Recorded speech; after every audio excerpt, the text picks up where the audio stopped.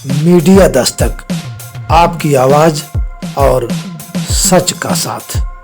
अगर पिछले 14 दिनों में आप दूसरे देशों से भारत लौटे हैं या कोरोना वायरस संक्रमित व्यक्ति के संपर्क में आए हैं तो सावधान रहिए। खांसी, बुखार और सांस लेने में तकलीफ होने पर तुरंत डॉक्टर से परामर्श लीजिए। भीड़ में जाने से बचिए। बाहरी व्यक्तियों से कम संपर्क बनाइए और नोवेल कोरोना को कहिए ना। समाज और सरकार की साझी जिम्मेदारी। नोवेल कोरोना को ना कहने की पूरी तैयारी। चिकित्सा, स्वास्थ्य एवं परिवार कल्याण विभाग उत्तर प्रदेश द्वारा जनहित में जारी। Toll free number 1800-180-5145। नमस्कार, मैं हूं अशोक श्रीवास्तव। आप देख रहे हैं मीडिया दस्तक न्यूज। भारत को हिंदू राष्ट्र बनाने की मांग को लेकर 15 दिन से आमरण अनशन पर बैठे अयोध्या की तपस्वी छावनी के महंत परमहंस दास ने अपना अनशन स्थगित कर दिया है। उन्होंने यह निर्णय गृह मंत्री अमित शाह के निजी सचिव से फोन पर बात करने के बाद लिया।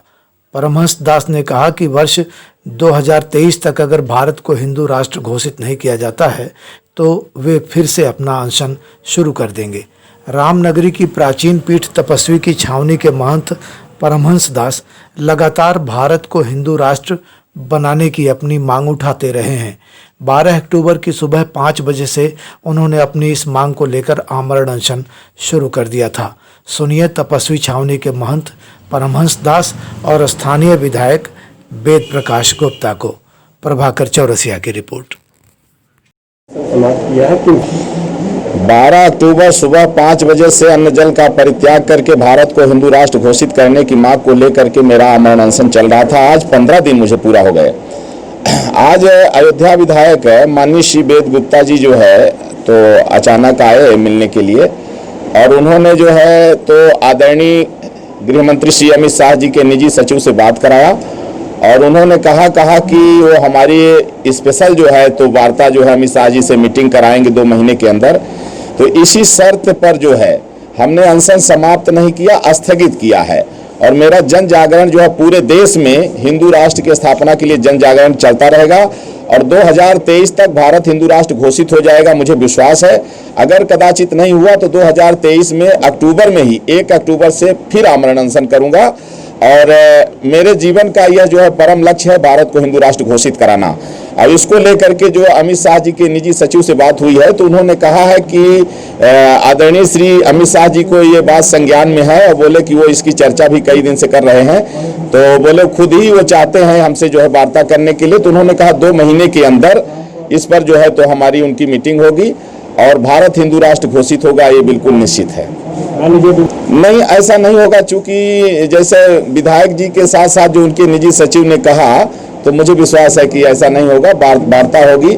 और उन्होंने खुद कहा कि श्री अमित शाह जी कई बार इस हमारे अनशन को लेकर चर्चा कर चुके हैं कि महाराज जी का स्वास्थ्य जो है खराब हो रहा है और उस पर जो है तो बड़े चिंतित हैं। तो इससे मुझे विश्वास है कि 2 महीने के अंदर उनसे हमारी मुलाकात होगी, एक मीटिंग होगी। और विधायक जी ने खुद ही कहा है कि वो खुद हमको ले जाकर के वहाँ मिलाएंगे, फिर हमको यहाँ ले आएंगे। और भारत को हिंदू राष्ट्र घोषित कराने के लिए हम संकल्पित हैं। हम वो सन्यासी हैं विवेकानंद जैसे जो देश के लिए जीना और देश के लिए मरना अपना धर्म समझते हैं। इसलिए हम अपने संकल्प पर अडिग हैं, अडिग रहेंगे और भारतीय संस्कृति की रक्षा के लिए भारत को हिंदू राष्ट्र घोषित कराना नितांत आवश्यक हो गया है। और उनकी मांग थी कि भारत को हिंदू राष्ट्र घोषित किया जाए। अब वो संत हैं, हम बहुत कुछ नहीं बोल सकते, हम तो इतना ही कह सकते हैं। तो यही हमने अनुरोध उनसे आज किया कि अयोध्या में दीपोत्सव की तैयारी हो रही है, तमाम चीज़ें चल रही हैं। आप अयोध्या में यहाँ अनशन पर बैठे हुए हैं अस्पताल में, हम सब लोगों को अच्छा नहीं लग रहा है।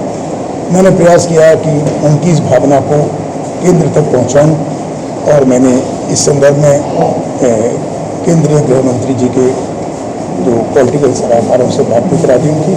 और निश्चित रूप से वो भावना माननीय केंद्रीय गृह मंत्री अमित शाह साहब तक पहुँचने का हम प्रयास करेंगे जिससे वो अपनी बात को वहाँ तक पहुँचा सकें। ये हमने उनको आश्वस्त किया और जूस पिलाकर उनका अनशन तोड़वाया। मैं उसके लिए हृदय से उनका आभारी हूँ और निश्चित रूप से ये